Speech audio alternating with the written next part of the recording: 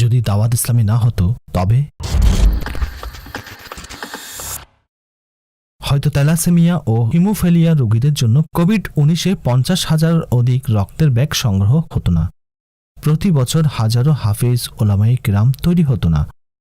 যুগোপযোগী সহজবুদ্ধ কোরআন সুন্নাহ মোতাবেক লিটারেচার উম্মার নাগালে আসত না। সমাজের অসহায় দুস্থ ব্যক্তিরা অসহায় ও বঞ্চিতই রয়ে যেত। আমাদের শিশুরা কার্টুনের মাধ্যমে দ্বীন শেখার পরিবর্তে অমুসলিমদের অপসংস্কৃতি শিখে বড় হতো।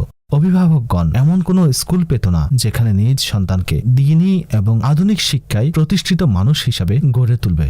ফয়জান অনলাইন একাডেমির মাধ্যমে বিশ্বব্যাপী মুসলমানরা ঘরে বসে কোরআনে পাক এবং 30 এর অধিক কোর্স করতে পারত না।